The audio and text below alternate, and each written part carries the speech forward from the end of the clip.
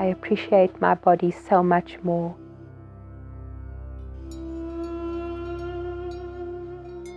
What it can do and how it responds to me when I'm just quiet and I listen. I cannot emphasize that enough.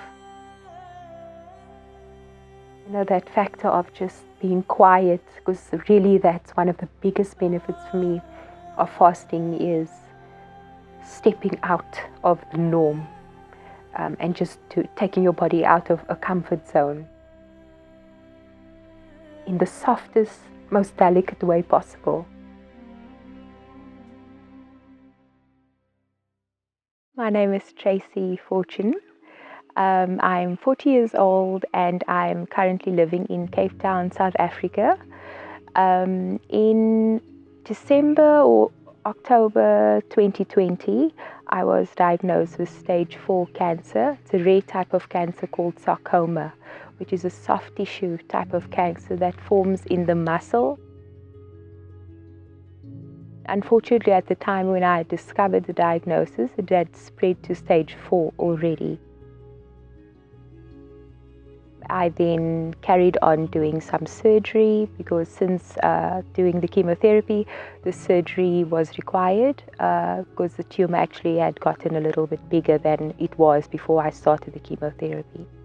And when I said to the doctors, I can't do this anymore, I can't. I feel like I'm killing my spirit and my body. And for me right now, quality of life is the most important. I then decided to proceed with so-called natural or alternative treatments. I started with the ozone therapy. I started doing some detoxing. I proceeded with doing things such as the Rife therapy, which is founded by Dr. Raymond Rife back in the 60s. And I went on to the Gerson protocol, which is where I started going into the plant-based diets and lifestyle. So over time, I had to adapt to this new lifestyle and slowly but surely make this plant-based lifestyle a big part and core of my life. I'm still continuing with all of these therapies now, but then I discovered the beautiful gift of fasting. I then, really looked deep into the benefits of fasting and discovered something called autophagy. There's various studies that also shows the benefits it has on various types of cancer, not all cancer, but various types of cancer. I thought, while I am in this situation, I am trying still to make lifestyle habits. Habits are not easy to change, no matter how highly motivated you might think you are. A diagnosis like cancer had me pushing back and forth between smoking cigarettes still, until I eventually, had to say, no, I have to stop now. There's so much more benefits and scientific studies that was conducted with regards to water-only fasting. And when I went down this rabbit hole, this is when I discovered Dr. Andre Kruger and the Hoogland Health Hydro.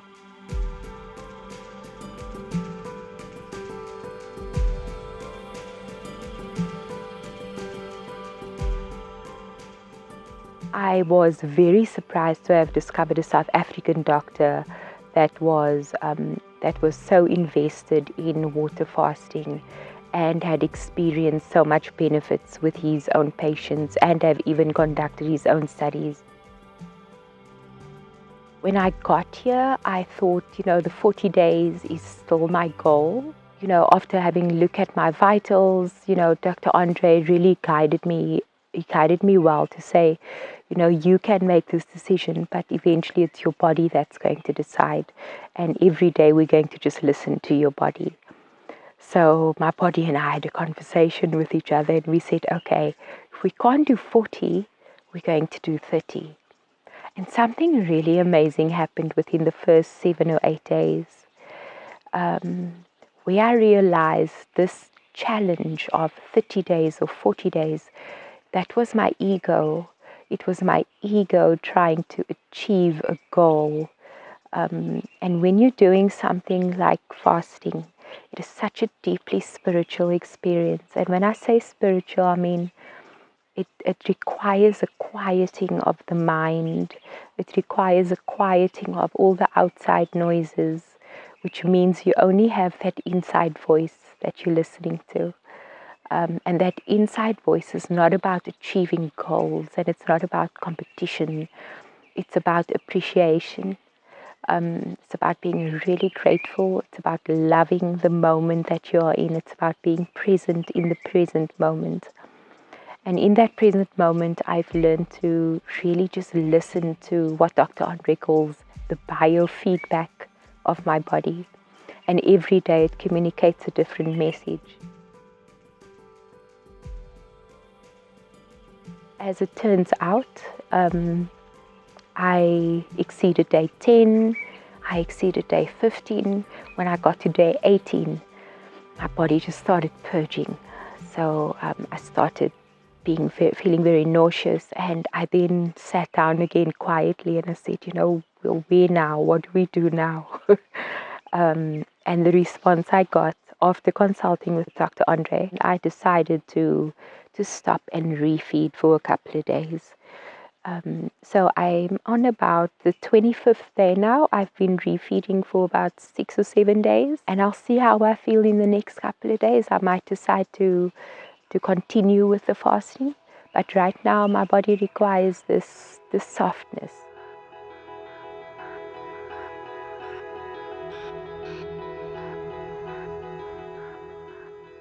The guidance and support I ever received was that I just need to keep repeating what Hoogland refers to as the cycle. And I found that, the cycle is such an incredible part of supporting my body, but also my mind throughout the fasting experience.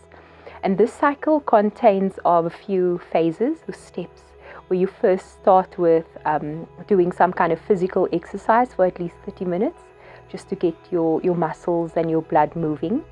That is then followed with a lymphatic type massage in this beautiful heated jet pool. And you can actually feel how it massages your lymph nodes and how it it really gets your blood circulating and just provides this nice softness throughout your whole body. You then go into a steam room or into a sauna.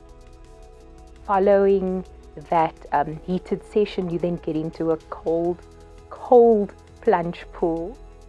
The idea is around the cold plunge is it's really just based around the Wim Hof method, where you're giving your body to have that deep breathing experience, and you're kind of shocking your body into the coldness. It's said to have a lot of health benefits in terms of your immune system. Thereafter, you encourage to rest for a little bit. Not just in your body, but your mind to be restful as well. So therefore I had to remove all the stimulants around me, which is why Hoogland was the perfect location for me to do a prolonged fast in an environment that is not very stimulated. In that, I mean that there's so much nature around. I came here because of the highly purpose-driven work that this team is doing. From everyone, from the cleaner to the doctors to the lifestyle consultants. This is not just a job for them. I've heard them say to me countless times from various of the employees here, they'll say to me, I'm here to look after your health. If you're not healthy, I'm not going to be okay.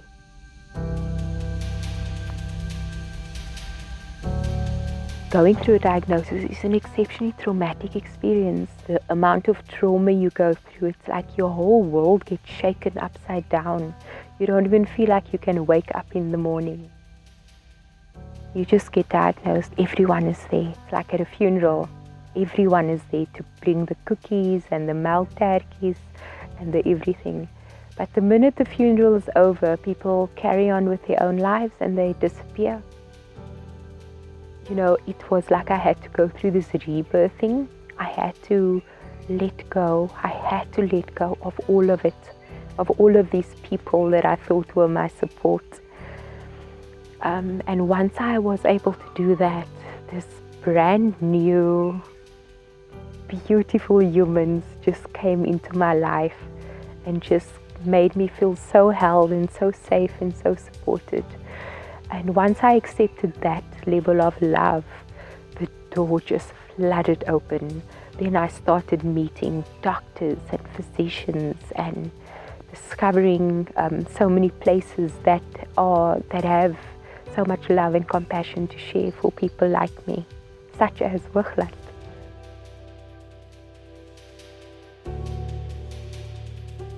We've got 4 seasons, and throughout each season, as much as I love summer, I can't live in summer all the time. I must be able to say, right, I'm going to pack my summer clothes away now, because now it's going to come autumn. The leaves are going to fall. It's going to make space for something new. And this is the cycle of life as well.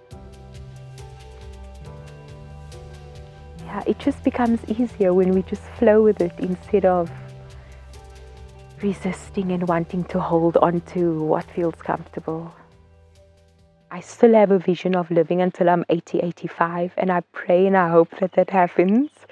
But I am right now, particularly after I'd completed chemotherapy, I said now it is, I believe in God.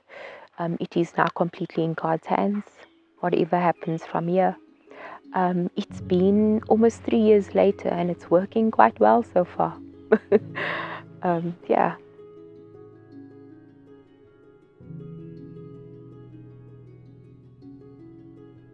Gratitude is a game changer, because once you start having that, once you start realizing what you really have to be grateful for, it is like an engine that starts churning, and you start realizing more and more things that you have to be grateful for. And then more and more things show up in your life that you have to be grateful for. And it's like you're just creating that momentum of gratitude.